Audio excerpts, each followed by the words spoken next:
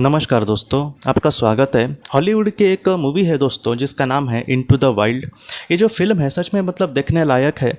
मैं आपको ये कहना चाहता हूँ कि अगर भले आपको ये फ़िल्म ना देखने मिले समझो, क्योंकि वो हिंदी में भी अवेलेबल है कि नहीं पता नहीं, और हमें एकदम अच्छे से नहीं समझ में आती इंग्लिश भी मूवीज़, क्योंकि उनका अलग ये होता है बात करने का ढंग। तो मैं आपको ये कहना चाहता हूँ कि डिस्क्रिप्शन में मैंने एक लिंक भेजी है, लिंक डाली है, उस पर अगर आप क्लिक करेंगे तो आपके सामने ये जो फिल्म है उसका एक्सप्लेनेशन, मतलब इस फिल्म को समझाया जाता है एक्सप्लेनेशन में। आपको फिल्म देखने की भी ज़रूरत नहीं है, बहुत ही अच्छे से वो समझाते हैं। कभी कभी हम फिल्म देख के जितनी अच्छे से नहीं समझ पाते उतना ये अच्छे से बोलते हैं, क्योंकि ये लोग एकदम बारीकियों से देखते हैं। तो इस तरीके से अगर आप उसका एक्सप्लेनेशन देखेंगे ना, आपको समझ आएगी वो फिल्म में आखिर क्या दिखाया है। और ये जो एक्सप्लेनेशन है फिर सिर्फ फिल्म का किया है ऐसे नहीं है, ये एक लड़के की कहानी है दोस्तों इस फिल्म में दिखाई हुई, कि उसका क्या पता, मतलब अच्छे ठीक ठाक माता पिता उसको मिलते हैं। कभी कभी मतलब एक इंसान का हमें अच्छे से प्यार नहीं मिलता पिता का वगैरह, तो वैसा उसके साथ कुछ होता है। और उसके बाद क्या होता है कि वो ऐसे सोचता है कि मुझे अकेले ही रहना है, मुझे सब कुछ छोड़कर अकेले ही रहना है। तो ऐसे वो मतलब अपना आइडेंटिटी कार्ड जला देता है, उसके पास जो भी पैसे होते हैं वो भी उसको मतलब नष्ट कर देता है, और नहीं मैं अकेले ही किसी तरीके से सर्वाइव करूँगा, जीऊँगा। तो इस सफ़र में उसको कुछ अच्छे लोग मिलते हैं, वो लोग उसको बोलते हैं कि तुम हमारे साथ रहो, ऐसे अकेले मत घूमो। तो वो बोलता है नहीं, मैं अकेला ही जीना चाहता हूँ। तो इस तरीके से वो मतलब भटक रहा होता है, और वो ऐसे सोचता है कि मुझे नेचर में सच्ची खुशी मिल जाएगी, और इसलिए वो कहीं ना कहीं निसर्ग में रहने की कोशिश करता है। वहाँ पर एक जगह पर जहाँ पर वो रहता है जंगल में, वहाँ पर उसको एक पुरानी वैन मिलती है, तो उस वैन में ही किसी तरीके से वो गुजर बसर करता है। और उसके बाद दोस्तों एक तो अच्छे से उसको खाना पीना वहाँ पर मिलता नहीं है, और अकेले रहने में मतलब कि कभी हमारी तबीयत ठीक नहीं हुई, ये हुआ, तो हम अच्छे से वहाँ पर मछलियाँ वगैरह पकड़ कर उसको उस पर वो किसी तरीके से गुजारा करता है। लेकिन धीरे धीरे इसकी तबीयत बिगड़ती जाती है, और बाद में दोस्तों वो इसी तरीके से इस दुनिया से चला जाता है। तो इस तरीके से उस फिल्म की कहानी है। आप इस वीडियो को ज़रूर देखना, उसमें एकदम डिटेल में बताया है। मैं एकदम बहुत ही शॉर्ट में मैंने आपको कहा, क्योंकि उस फिल्म से हमें क्या सीख मिलती है वो मुझे आपको बताना है।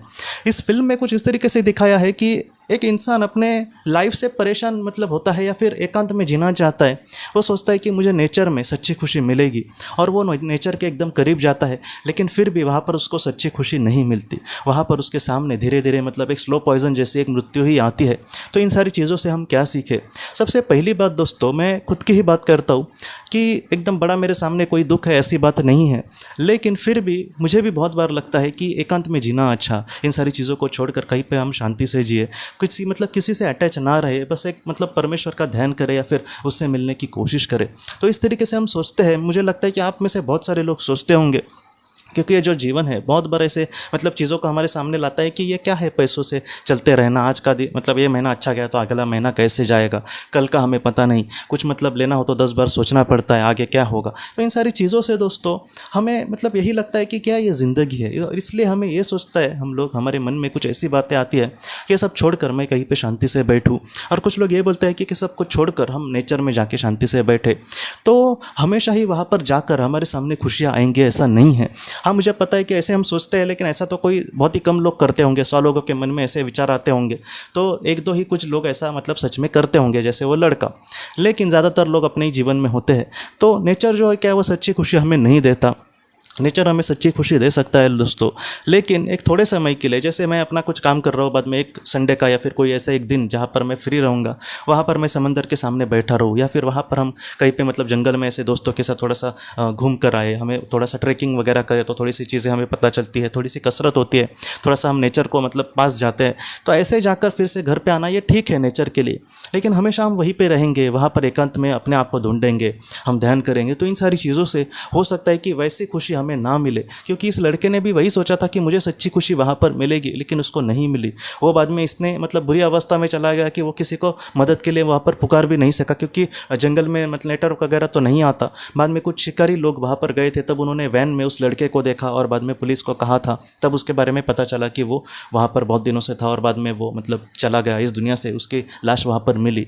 तो इस तरीके से चीज़ें होती है। मैं आपको यही कहना चाहता हूँ कि हम जहाँ पर है, अगर हम वहाँ पर अच्छे मतलब अपने आप को विकास करें, या फिर अपने आप में कहीं ना कहीं समाधान ढूंढने की कोशिश करें, तो वो अच्छा है। हमेशा ही ऐसे करके हमें खुशियाँ मिलेंगी, ऐसे नहीं होता। अब कुछ लोग बोलेंगे कि पुराने जो ऋषि मुनि होते थे वो भी ऐसे मतलब कट ऑफ होकर पूरी दुनिया से वो अकेले शांति में रहते थे। मैं सच बोलूँ दोस्तों तो उनके जो मन का लेवल है वो एकदम ऊंचा होता था। ऐसे जो इंसान होते थे वो एकदम स्थितप्रज्ञ लेवल के होते थे, एकदम मोक्ष के मतलब प्राप्त होने वाले ऐसे एकदम महान लोग वो होते थे। इसलिए वो अपना गुजारा बहुत ही शांति से, बहुत ही समाधान के ढंग से करते थे। हम लोग कैसे हैं, हम दुनिया से मतलब दुख से परेशान हो जाते हैं और इसलिए ऐसी बातें करते। उनका वैसे नहीं होता, उनका मन में ही पहले ही समाधान होता है। उनको अगर 1 करोड़ रुपए दिए, मतलब आप सोचिए, मैं आज सोचता हूँ कि हमें मतलब ऐसा कुछ मिले जिससे हमारी ज़िंदगी खुशी भरी हो, तो हम वहाँ पर जाने की सोच भी नहीं सकते। लेकिन जो संत होते थे उनको हम करोड़ों दुनिया का सारा भी पैसा दिए ना, फिर भी वो शांति से बोलेंगे बाबा मुझे इससे कुछ नहीं चाहिए, मैं शांति से अपने भगवान के ध्यान में मतलब लीन हो। तो इस तरीके से चीज़ें होती है।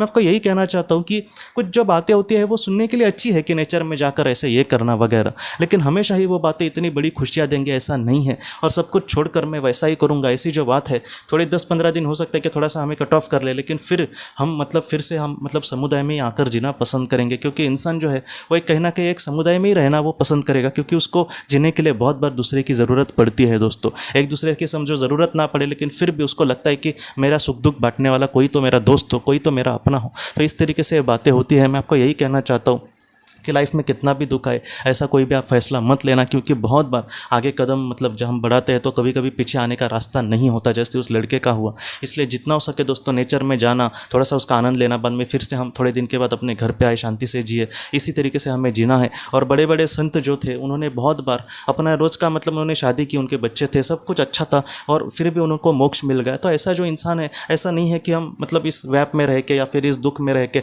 हम आगे नहीं बढ़ सकते। हम बहुत अच्छे से आगे बढ़ सकते। एक मन में एक तैयारी होनी चाहिए कि मैं सब में रहकर भी इन सारी चीज़ों से मतलब अलिप्त रहूँगा, मैं सब में रहकर भी किसी में भी नहीं रहूँगा। जैसे कमल का पुष्प के बारे में वो भगवान श्री कृष्ण जी कहते हैं कि वो पानी में रह के भी गीला नहीं होता। उसी तरीके से जीवन जियो दोस्तों।